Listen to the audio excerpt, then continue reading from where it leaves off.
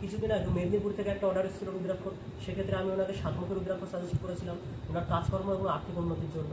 কিন্তু ওনার পরিস্থিতি এতটাই খারাপ চলছিল যে উনি একজন জ্যোতিষী দেখাতে চাইছিল। আমার পরিবারে আছে এক জ্যোতিষী, আমার দিদি, সে বহু বছর ধরে জ্যোতিষী নিয়ে পড়াশোনা করছেন। ওনার ডেট অফ বার্থ দিয়ে আমার দিদিকে দেখানো হলো। সেক্ষেত্রে দেখা গেল আর্থিক উন্নতির জন্য সাতমুখী রুদ্রাক্ষ এবং ওনার বাচ্চার জন্য চারমুখী ছমুখী দিয়ে সরস্বতী দেবীর মিশ্রণ করানো, এগুলো তো ঠিক আছে, কিন্তু ভবিষ্যতে ওনার একটা পারিবারিক একটা সমস্যা আসতে চলেছে। সেই কারণে ওনাকে দুমুখী রুদ্রাক্ষ সাজেস্ট করা হয়েছে। এই যে এইরকম ফল থেকে ছাড়িয়ে নিয়েছে দুমুখী রুদ্রাক্ষটা, এইটা এখন আমি শুধু ওনাকে গেছি। রুদ্রাক্ষ কীভাবে গাঁথবেন, রুদ্রাক্ষ গাঁথার কৌশলের উপর আমি আমার ভিডিও পোস্ট করেছি। নর্মালি যে আমরা রুদ্রাক্ষ গেঁথে থাকি তার উপর একটা মুখ এবং পুচ্ছ দুদিকে দেখবেন ফুটো থাকে। মুখে একটা বড় ফুটো থাকে, পুচ্ছটা শ্বাস দিয়ে বন্ধ থাকে। শ্বাসটা যদি সুচ দিয়ে ক্লিয়ার করেন নিচ দিয়ে একটা ফুটো হয়ে যায়। এবার এই পাশ থেকে ওই পাশ পর্যন্ত একটা সুতো পরিয়ে দিতে হয়। কিন্তু এই হরিদ্বারের দুমুখী আর তিনমুখী রুদ্রাক্ষর ক্ষেত্রে ব্যাপারটা এত সহজ হয় না।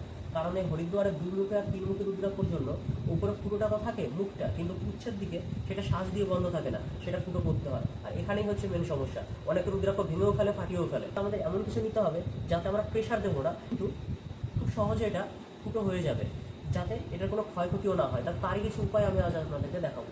সবার প্রথমে একটা কাঁচি নিয়েছি। কাঁচির যে মাথাটা, সুচলো যে মাথাটা, হালকা করে জাস্ট এই মুখের কাছে প্রথমে ধরবো, তারপরে এইভাবে রাউন্ড করে ঘোরাবো।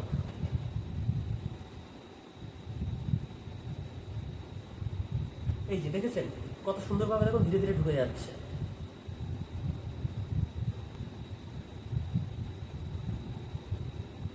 এই যে অপর প্রান্ত এরকম ভাবে ফুটো হয়ে গেল।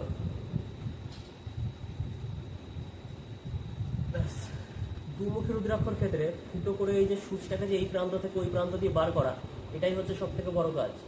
এইবার দেখুন কি করেছি, কতগুলো তামার তারকে এইভাবে একসাথে পেঁচিয়ে নিয়েছি। আর মাঝখানে দেখুন এই যে দড়িটা, এই দড়ির মাঝখান দিয়ে তামার তারটাকে ভরে দিয়েছি। ব্যাপারটা এইরকম। এইবার আমরা তামার তারটাকে সূচের মতন ব্যবহার করবো রুদ্রাক্ষ দিয়ে পরানোর জন্য। এই দেখুন, এই যে হচ্ছে তামার তারটা সূচের মতন ব্যবহার করেছি, রুদ্রাক্ষর মাঝখান দিয়ে ভরে দিয়েছি এইভাবে। আর নিচে দেখুন এই যে রয়েছে নিচে সুতোটা। এইবার আপনারা এইটাকে যদি টান দেন সুতোটা, তাহলে রুদ্রাক্ষর মাঝখান দিয়ে ঢুকে যাবে।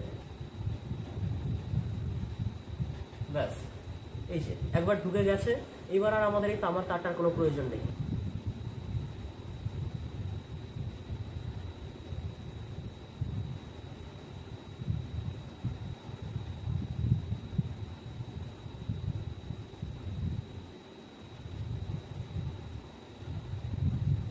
এই যে ওনার দুই মুখের রুদ্রাক্ষটা এরকম তৈরি হয়ে গেল হাতে পরার জন্য।